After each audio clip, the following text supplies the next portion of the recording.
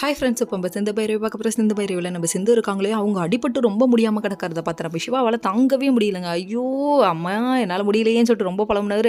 இவர் வந்துட்டு எப்படியா சரி பண்ணி ஆகணுங்கிறதுக்காக காலுக்கு என்னென்னமோ கட்டெல்லாம் வச்சு கட்டி விட்டாருங்க. அதுக்கப்புறம் ஆழம் வேறு ஆளுக்கு நல்லதுன்னு ஒரு பாட்டே இருக்குன்னா பார்த்துக்கோங்க. அந்த மாதிரி இவங்க கொண்டு வந்து எப்படியாவது அதை வச்சு ஏதாவது பண்ணி ஆகணும்னு சொல்லிட்டு அதை எடுத்துகிட்டு வந்துலாம் கட்டி ட்ரை பண்ணி ஏதோ பண்ணிட்டு இருக்காரு. ஏதோ பண்ணுறாரு மனுஷன். பொண்டாட்டியை காப்பாற்றா இவ்வளோ போராடுறாரு. இன்னொருத்தங்களா இருந்தால் விட்டுட்டு போயிடுவாங்களே அப்படிங்கிற மாதிரி ஆச்சு. அதுக்கப்புறம் நம்ம சிந்து சொல்கிறாங்க, நான் குதிக்கல டாக்டரே, என்னை யாரோ தள்ளி விட்டாங்க, யாருன்னு தெரில, பக்கத்தில் யாராவது பார்த்தியாமான்னு சொன்னேன். குதிக்கும் போது திரும்பி பார்த்துட்டு என்னை தள்ளி விடுமான்னு சொல்லிட்டு குதிப்பாங்களா, நல்லா வருவாப்பா நீ அப்படிங்கிற மாதிரி ஆச்சு. கேட்குறான் பாரு நல்லா கேள்வி அப்படிங்கிற மாதிரி ரியாக்ஷனோட, டாக்டரே என்ன செத்து போய்டுவேனா அப்படின்னு கேட்க ஆரம்பிச்சாங்க. சின்னதாக நமக்கு ஏதாவதுனாலும் புருஷனை போட்டு படுத்துகிற பாடு இருக்கே, எனக்கு ஏதாவது ஆயிடுமா, நீ ரெண்டாவது கல்யாணம் பண்ணிவிடுயா, எனக்கு ஆகிறது பிரச்சனை இல்லை, நீ ரெண்டாவது கல்யாணம் பண்ணிடுவியாங்கிறது தான் பிரச்சனை.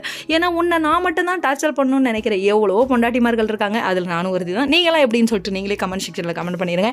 இது ஒரு பக்கம் இருந்தாலுமே அதுக்கப்புறம் சிந்துவையும் சிவாவையும் நினச்சி கவலைப்படுறாங்க அன்னபூர்ணி ஆண்டி.